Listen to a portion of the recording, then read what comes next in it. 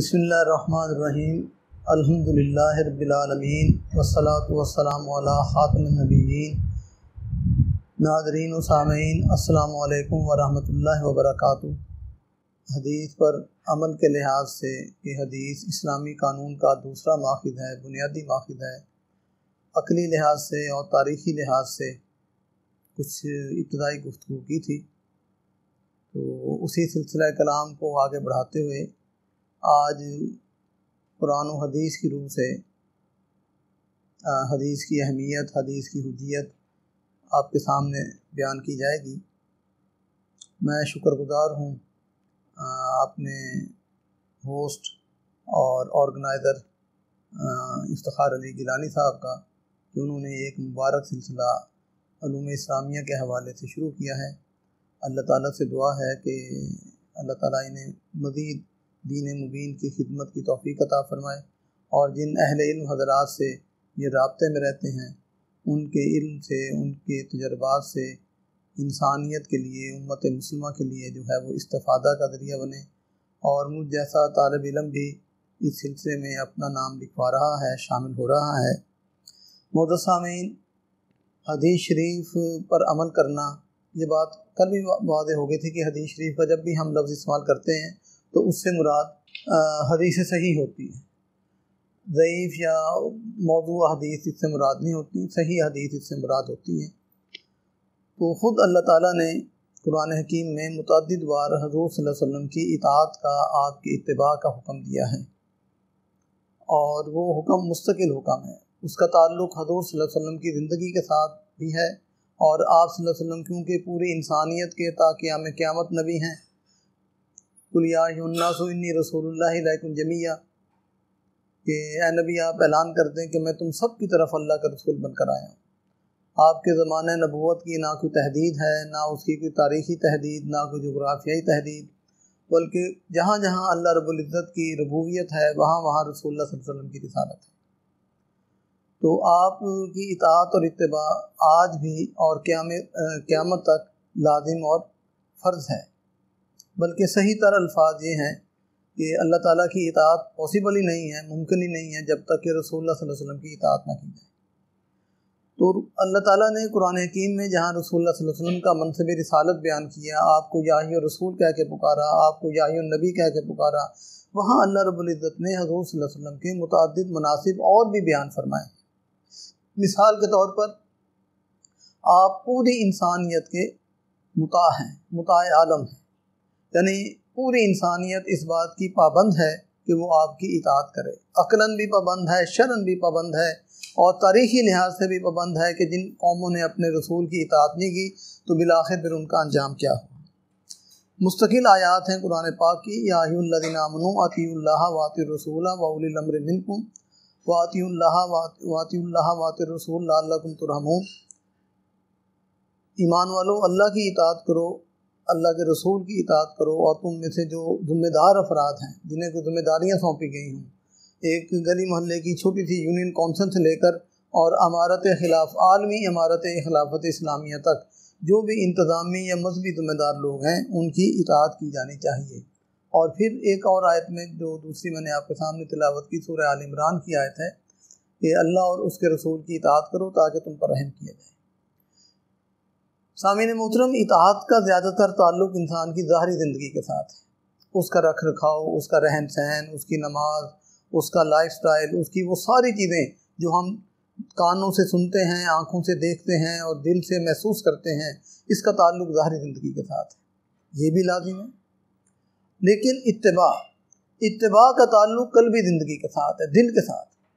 اطاعت تو آدمی ان لوگوں کو بھی کر لیتا ہے کہ جن کے ساتھ دلی تعلق نہیں ہوتا، خدا نخواستہ کوئی ظالم گن پوائنٹ پر ہم سے کوئی بات منوانا چاہے تو ممکن ہے کہ ہم کوئی بات مان لیں، اطاعت تو بظاہر ہو گئی، لیکن اتباع کا تعلق دل کی آمادگی کے ساتھ ہے، دل کے یقین کے ساتھ ہے۔ تو قرآن حکیم نے حضور صلی اللہ علیہ وسلم کی اتباع کا بھی حکم دیا۔ مشہور آیت ہے سورہ آل عمران میں 3 پارے میں، قُلْ إِن كُنتُمْ تُحِبُّونَ اللَّهَ فَاتَّبِعُونِي يُحْبِبْكُمُ اللَّهُ۔ اے نبی صلی اللہ علیہ وسلم آپ اعلان فرما دیں کہ اے لوگو، اگر تم اللہ سے محبت کرتے ہو تو میری اتباع کرو، اندر سے، باہر سے، فکر سے، عمل سے، یقین سے، جسم سے، روح سے، ہر لحاظ سے میری اتباع کرو، یحببکم اللہ، اللہ تمہارے ساتھ محبت کرے گا۔ اور نہ صرف اللہ محبت کرے گا بلکہ حضور کے اتباع سے جو زندگی غافل تھی، غفلت کی جو زندگی تھی، یغفر لکم، اللہ تمہارے گناہ سابقہ معاف کر دے گا۔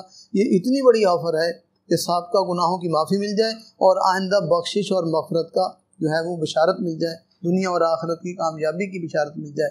یہ کب ہوگی یہ بات، یہ بشارت کب ہوگی؟ فاتبعونی، جب تم میرا اتباع کرو۔ پھر اللہ رب العزت نے حضور صلی اللہ علیہ وسلم کی اطاعت اور اتباع کے ساتھ ساتھ، دیکھیں ڈاکٹر کیا کرتا ہے، ڈاکٹر میڈیسن بھی تجویز کرتا ہے اور پرہیز بھی تجویز کرتا ہے کہ پیشنٹ نے یہ چیزیں خوراک کے طور پر استعمال کرنی ہے اور ان چیزوں سے پرہیز کرنا ہے، تب جا کے علاج مکمل ہوتا ہے۔ ڈاکٹر صرف میڈیسن نہیں دیتا۔ تو جو ہمارا رب ہے، جو ہماری روح کا طبیب ہے، ہمارے جسم کا طبیب ہے، اس نے بھی ہمارے لیے جو کامیابی کا راستہ عطا فرمایا، اس میں اطاعت اور اتباع بھی حضور کی ضروری ہے، لیکن معصیت رسول پر، حضور کی نافرمانی پر مستقل وعیدیں بھی قرآن پاک میں موجود ہیں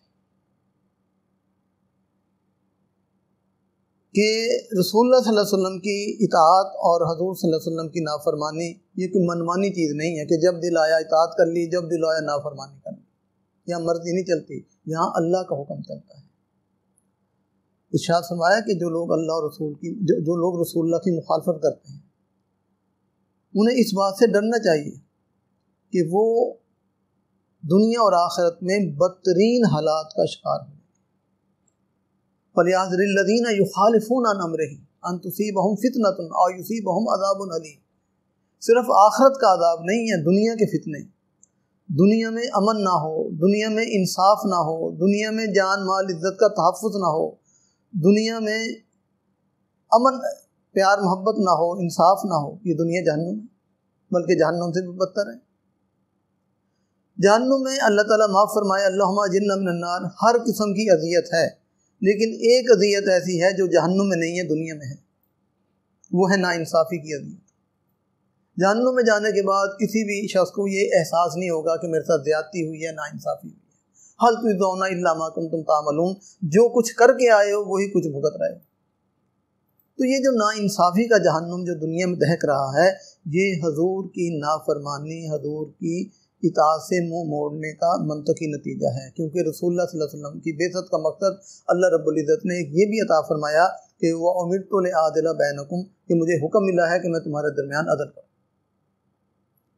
تو یہ ان لوگوں کو ڈرنا چاہیے، اپنے انجام سے ڈرنا چاہیے، خبردار ہونا چاہیے کہ جو رسول کی مخالفت کرتے ہیں، رسول کی نافرمانی کرتے ہیں اور رسول صلی اللہ علیہ وسلم کی کو جو ہے ڈس اوبے کرتے ہیں۔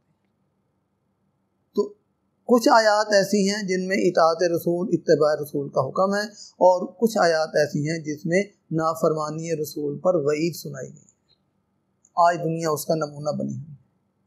آج انسان نے راحت کے، سکون کے، ترقی کے، خوشحالی کے جتنے سامان جمع کر لیے، ماضی قریب میں اس کا تصور نہیں تھا، لیکن ان تمام آسائشوں کے باوجود آج ذہنی، روحانی، ایمانی اور قلبی طور پر انسان جتنا پریشان ہے، انسان جتنا تنہا ہے، انسان جتنا دکھی ہے، انسان جتنا خود کو خطرات میں گھرا ہوا محسوس کرتا ہے۔ ہونا تو یہ چاہیے تھا کہ ترقی کے ساتھ خوشحالی اور سکون پیدا ہوتا، لیکن یہ ترقی یہ اطاعت رسول سے ہٹ کر کی گئی، یہ اس میں معصیت رسول ہے۔ اس لیے ترقی کے اور راحت کے سامان ہوں گے، ترقی نہیں ہوگی، راحت نہیں ہوگی۔ کل میں ایک کلپ دیکھ رہا تھا، بڑی عجیب انہوں نے بات کہی کہ کبھی آپ نے سوچا کہ آپ کی کروڑوں روپے کی گاڑی ڈرائیو کرنے والا انسان پیدل اپنے گھر جاتا ہے، 15 منٹ کے اندر آپ کی دہلیز پر پیزا پہنچانے والا رات کو ممکن ہے بھوکا سوتا، پوری کالونی، پورے ادارے کی سیکورٹی کی ڈیوٹی ادا کرنے والا خود اتنا غیر محفوظ ہے کہ کسی وقت بھی وہ موت کے منہ میں جا سکتا ہے۔ کیا وہ انسان نہیں ہے جو رات کو بھوکا سوتا ہے؟ کیا وہ انسان نہیں ہے جس کی جان ہر وقت خطرے میں ہے؟ وہ بھی انسان ہے۔ تو یہ ترقی جو ہے یہ انسانیت کی ترقی نہیں ہے، یہ مادیت کی ترقی۔ تو آج اس ترقی اور خوشحالی کے باوجود دنیا کے مسائل ختم نہیں ہوئے، بلکہ دنیا کے مسائل بڑے ہیں۔ سامعین محترم، کرائم فری سوسائٹی کبھی قائم نہیں ہوئی دنیا میں۔ رسول اللہ کے زمانے میں بھی، آپ کا زمانہ بھی کرائم فری نہیں تھا، کرائم کنٹرول تھا، جرم ہوتے تھے۔ آپ حدیث کی کتابیں اٹھا لیں، کتاب السرقہ اٹھا کے دیکھ لیں، کتاب الحدود اٹھا کے دیکھ لیں، اس میں زنا بھی ہوا، اس میں چوری بھی ہوئی، اس میں ڈکیتیاں بھی ہوئیں، رسول اللہ نے حدود بھی جاری کی، لیکن وہ کرائم کنٹرول سوسائٹی تھی، وہ کرائم فری سوسائٹی نہیں تھی۔ تو آج بھی یہ کرائم کنٹرول ہو سکتے ہیں، دنیا جنت کا نمونہ بن سکتی ہے اطاعت رسول سے، اتباع رسول سے۔ لیکن بدقسمتی یہ ہے کہ اکثر و بیشتر ارباب مذہب جو حضور کی حدیث کی بات، حضور کی سنت کی بات کرتے ہیں، ان کا اپنا ذاتی کردار اتنا ناپسندیدہ ہے کہ لوگ دین کے قریب آنے کی بجائے دین سے متنفر ہو جاتے ہیں۔ میں ایک بات تھوڑی سی آپ سے شیئر کرنا چاہتا ہوں۔ ایک بہت بڑے عالم دین نے علامہ اقبال سے یہ بات کہی کہ علامہ صاحب، مجھے آپ کے اندر ولی کامل کی تمام صفات نظر آتی ہیں ایک بات کے علاوہ، آپ اللہ کے کامل ولی ہیں، لیکن آپ کا چہرہ غیر مسنون ہے، داڑھی مبارک نہیں ہے آپ کے چہرے پہ۔ اقبال نے کیا کہا؟ اقبال نے کہا جی بات یہ ہے کہ میں آپ کے حکم کے مطابق میں داڑھی رکھ لیتا ہوں، آپ اپنی بچیوں بیٹیوں کی جو جائیدادیں، جو وراثتیں آپ نے دبائی ہوئی ہیں، آپ ان کی وہ ادا کریں۔ اس سے آگے تاریخ خاموش ہے۔ زندگی بھر ان صاحب نے نہ تو بچیوں کو، عورتوں کو، بیویوں کو وراثت دی، نہ اقبال نے داڑھی رکھی۔ تو جب تک کسی بات کے پیچھے، کسی فکر کے پیچھے کردار کی قوت نہیں ہوگی، وہ فکر مذاق بن جائے گا، وہ فکر ہوا اور خلا میں تحلیل ہو جائے گا۔ تو آج یہ فکر تو موجود ہے قرآن کی روشنی میں، حدیث کی روشنی میں، کہ حضور کی اطاعت ہونی چاہیے، لیکن حضور کی اطاعت پر مبنی معاشرہ موجود نہیں ہے، بلکہ جو لوگ رسول اللہ صلی اللہ علیہ وسلم کی اطاعت کے دعوے دار ہیں، ان کے اندر، اس معاشرے کے اندر لٹریسی ریٹ، اس معاشرے کے اندر جو ہے وہ غربت کی شرح، تعلیم کی شرح، یعنی ہر لحاظ سے وہ معاشرہ جو حضور صلی اللہ علیہ وسلم کے نام پر جان قربان کرنے کے لیے تیار ہے، انسانی اور اخلاقی اقدار کے لحاظ سے وہ معاشرہ سب سے پیچھے ہے۔ آپ دیکھیں، مارکیٹ وزٹ کر لیں، دکان کا نام ہوگا مکہ ٹریڈر، اندر ملاوٹ ہو رہی ہوگی، دکان کے باہر بورڈ لگا ہوگا مدنی شاپ سینٹر، اندر دودھ میں پانی ملایا جا رہا ہے۔ یعنی نبی کے نام پر دکان کا نام ہے اور اندر کیا ہو رہا ہے؟ اندر ملاوٹ ہو رہی ہے۔ اللہ حاضر قیاس آپ اداروں میں دیکھ لیں، یہ صرف منڈیوں کی بات نہیں ہے، اداروں میں آپ دیکھ لیں، بینکوں میں دیکھ لیں، نام ہے کہ انٹرسٹ فری بینکنگ ہے، جب ان کے ساتھ ڈیلنگ کی جاتی ہے، کوئی لون لیا جاتا ہے تو انٹرسٹ کا نام تو نہیں لیتے، مارک اپ کا نام لے کر، اگر قومی سطح پر سود کی شرح 12% ہے تو 18% لے لیں۔ تو باتوں سے اصلاح نہیں ہوتی جب تک کہ انسان اندر سے تبدیل نہ ہو۔ اس لیے پورے قرآن حکیم میں جو اہمیت سورہ فاتحہ کی ہے، ام القرآن ہے، ام الحدیث، ایک تو حضرت جبریل علیہ السلام کی حدیث کو ام الحدیث کہتے ہیں، اور دوسرا یہ کہ انما الاعمال بالنیات، بخاری شریف کا آغاز اسی حدیث سے ہوتا ہے، نیتوں کے اوپر ڈیپینڈ کرتا ہے سب۔ تو اس کے ساتھ حضور صلی اللہ علیہ وسلم جہاں قرآن میں اور حدیث میں، قرآن حکیم میں نے دو پہلو بیان کیے کہ اطاعت رسول کا بھی حکم ہے اور معصیت رسول کی مذمت بھی بیان کی گئی ہے۔ خود حضور صلی اللہ علیہ وسلم نے بھی اپنی احادیث مبارکہ پر عمل کرنے کا حکم دیا اور اپنی نافرمانی سے آپ نے منع فرمایا، اور ایک ایسی خوبصورت مثال بیان کی کہ میں آپ کے سامنے عرض کیے دیتا ہوں۔ حضور صلی اللہ علیہ وسلم نے فرمایا کل امت یدخلون الجنہ الا من ابا، توجہ کیجیے، ساری میری امت جنت میں داخل ہو جائے گی سوائے ان لوگوں کے کہ جو خود جنت میں داخل ہونے سے انکار کر دیں کہ ہم جنت میں داخل نہیں ہوتے۔ اب آپ دیکھیں کہ صحابہ کرام کی کان کیسے کھڑے ہوئے ہوں گے کہ کون ایسا دفر ہوگا کہ جسے جنت کی اللہ تعالیٰ بشارت دیں اور وہ کہے میں تو جنت میں داخل نہیں ہوتا۔ کل امت یدخلون الجنہ الا من ابا، پوچھا گیا یا رسول اللہ انکار کون کرے گا؟ فرمایا کہ ومن اطاعنی دخل الجنہ ومن عصانی فقد ابا، او کما قال صلی اللہ علیہ وسلم، جس نے میری اطاعت کی وہ گویا جنت میں داخل ہو گیا، جس نے میری اطاعت کا انکار کیا گویا اس نے جنت میں داخل ہونے کا انکار کر دیا۔ یعنی اللہ کی طرف سے جنت کی آفر ہو رہی ہے، دنیا کی، کائنات کی سب سے بڑی آفر جنت کی آفر ہے، کہ اللہ فرماتے تم جنت میں داخل ہو جاؤ، انسان کہتا ہے میں نہیں داخل ہوتا۔ اس کی مثال یہ ہے کہ حضور فرماتے ہیں کہ میری اطاعت کرو، انسان کہتا ہے میں نہیں کرتا۔ اطاعت رسول سے انکار دخول جنت سے انکار ہے، حصول جنت سے انکار ہے۔ تو معلوم ہوا کہ صحیح حدیث کی مخالفت یا صحیح حدیث کا انکار کرنا، یا صحیح حدیث کی من مانی تعویلات کرنا، ایک ہوتا ہے انکار، چٹا کافر ابو جہل، دوسرا ہوتا ہے منافق جس نے اپنے کفر کے اوپر نفاق کا پردہ اڑا ہوا ہوتا ہے۔ زبانی دعوے بہت ہیں، عمل میں کچھ بھی نہیں ہے۔ اذا جا کر منافقون قالوا نشهد انک لرسول اللہ، یہ منافق جب آپ کے پاس آتے ہیں تو قسمیں اٹھا کر کہتے ہیں کہ آپ اللہ کے رسول ہیں۔ واللہ یعلم انک لرسولہ، اللہ جانتا ہے کہ آپ اللہ کے رسول ہیں، لیکن اللہ بھی گواہی دیتا ہے کہ واللہ یشہد ان المنافقین لکاذبون، کہ منافق جھوٹے ہیں، یعنی بات سچی زبان جھوٹی۔ ابو جہل اندر سے بھی جھوٹا باہر سے بھی جھوٹا، عبداللہ بن ابی باہر سے سچا اندر سے جھوٹا۔ یہ ہوتا ہے آدھا سچ، ایک ہوتا ہے پورا جھوٹ۔ پورا جھوٹ اتنا خطرناک نہیں ہے جتنا کہ آدھا سچ خطرناک ہے۔ قرآن حکیم نے کفار مکہ کو تو کافر ڈکلیئر کر دیا، قل یا ایھا الکافرون لا اعبد ما تعبدون، وہ تو کافر ہیں۔ لیکن مدینے میں آ کر جن لوگوں سے حضور کو پالا پڑا، آج ہماری حالت، مجھے معاف کریں میں بھی اس میں شامل ہوں، میں بھی اسی معاشرے کا فرد ہوں، اسی کمیونٹی کا حصہ ہوں۔ آج ہماری حالت، قومی حالت، انفرادی حالت درست ہو سکتی ہے، قومی حالت، اجتماعی حالت نفاق کے ساتھ۔ اور وہ یہ تھا کہ یہود کا قول نقل کیا سورہ نساء میں 6 پارے کے شروع میں کہ وَنُؤْمِنُ بِبَعْضٍ وَنَكْفُرُ بِبَعْضٍ، ہم بعض رسولوں کو مانتے ہیں بعض کو نہیں مانتے۔ یا جن رسولوں کو مانتے ہیں، موسیٰ علیہ السلام کو مانتے ہیں، عیسیٰ کو نہیں مانتے، رسول اللہ کو نہیں مانتے، اور جنہیں مانتے بھی ہیں ان کی بعض باتیں ہم تسلیم کرتے ہیں، بعض باتیں ہم تسلیم نہیں کرتے۔ یعنی رسول ہیں، ایک شخصیت کو رسول ڈکلیئر کیا جا رہا ہے، اس کے باوجود بھی اپنی من مانی اس کے سامنے کی جا رہی ہے۔ یہ آدھا سچ ہے۔ آدھا سچ کیا ہے کہ آپ اللہ کے رسول ہیں، اور بقیہ جھوٹ کیا ہے کہ ہم آپ کو رسول تو مانتے ہیں لیکن آپ کی اطاعت نہیں ہم کریں گے۔ قرآن نے کہہ دیا کہ اولئک هم المؤمنون حقا، ان لوگوں نے تو کافر ہونے کا حق ادا کر دیا۔ اولئک هم المؤمنون، اولئک هم الکافرون حقا، اللہ تعالیٰ معاف فرمائے، اولئک هم الکافرون حقا، انہوں نے کافر ہونے کا حق ادا کر دیا۔ کہ زبان سے جس ہستی کو رسول ڈکلیئر کیا جا رہا ہے اسی زبان سے اس کی نافرمانی ہو رہی ہے۔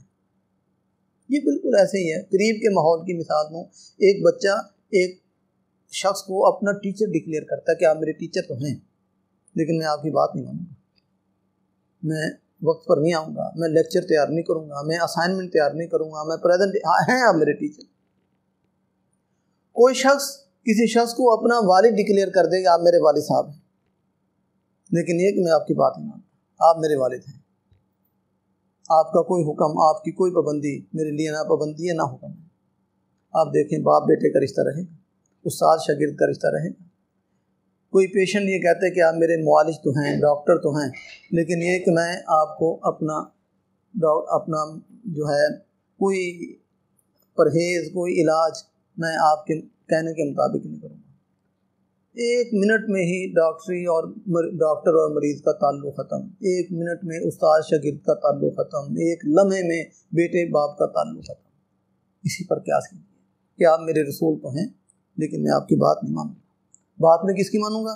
میں اپنے نفس کی بات مانوں گا، جو میرے دل میں آئے گا میں وہ کروں گا، جو میری برادری کہے گی میں وہ کروں گا، جو میری کمیونٹی کہے گی میں وہ کروں گا، جس بات میں مجھے فوری مفاد نظر آئے گا میں وہ کروں گا۔ ایمان ختم، اسلام ختم، شریعت ختم، دین ختم، دنیا ختم، آخرت ختم۔ صرف ایک بات، رسول ہمیشہ اللہ کی عدالت بن کے آتا ہے۔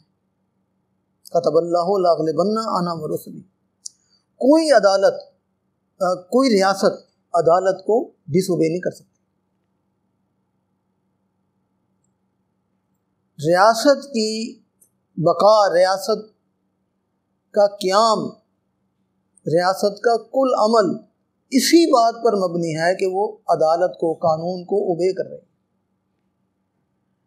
اسی طرح اس کائنات کی کامیابی، فرد کی کامیابی، سوسائٹی کی کامیابی وہ اتباع رسول میں ہے، اطاعت رسول میں ہے، اور یہ اتباع رسول اور یہ اطاعت رسول معلوم کرنے کا پہلا اور آخری ذریعہ حدیث شریف ہے، سنت ہے، سیرت ہے۔ اور کل ایک بڑی اہم بات میں نے آپ سے شیئر کی تھی، آج اس بات کا حوالہ دے کے میں اپنی گفتگو ختم کرتا ہوں۔ یہ بات بالکل درست ہے کہ مارکیٹ میں جو اصل چیز ہوتی ہے نقل بھی اسی کی تیار کی جاتی ہے، اور بسا اوقات ایسا ہوتا ہے کہ پیکنگ 1 نمبر اور پروڈکٹ 2 نمبر۔ تو اسی طرح یہ ممکن ہے کہ راوی حدیث کے سب صادق ہوں، عادل ہوں، کامل الضبط ہوں، عاقل ہوں، بالغ ہوں، مسلمان ہوں، لیکن کسی دین دشمن گروہ نے سچے راویوں کا نام مس یوز کیا ہو اور جھوٹی حدیث گھڑ دی۔ اور یہ بھی ممکن ہے کہ حدیث صحیح ہو، راوی غلط ہو۔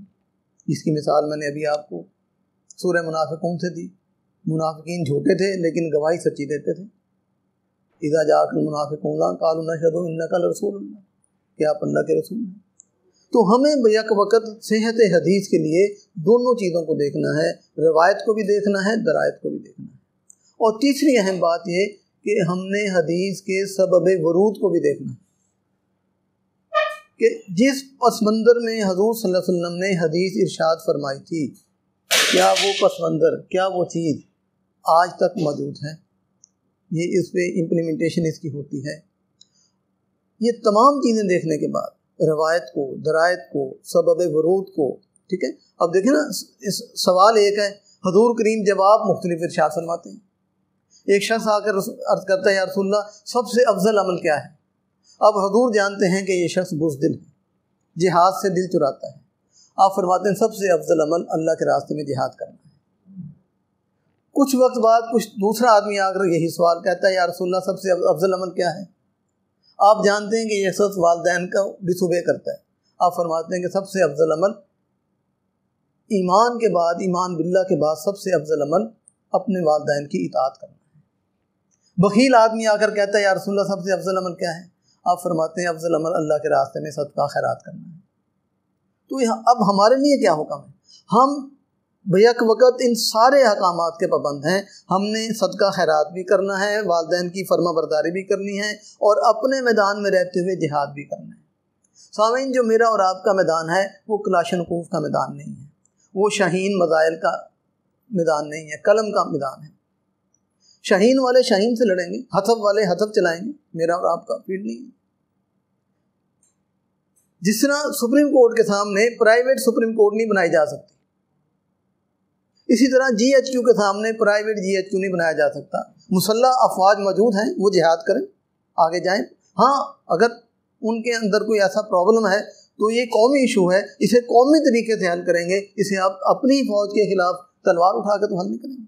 یہ تو خانہ جنگ کی ہے، یہ تو تباہی ہے۔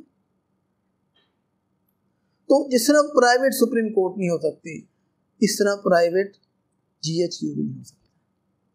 آخری بات یہ عرض کروں گا کہ رسول اللہ کی شخصیت اتنی جامع، اتنی کمپریہنسو، اتنی عظیم ترین شخصیت کہ تمام امت مل کر بیک وقت مکمل طور پر حضور کی سیرت پر عمل پیرا نہیں ہو سکتی۔ میں بڑی ذمہ داری سے بہت بڑی بات کہہ رہا ہوں۔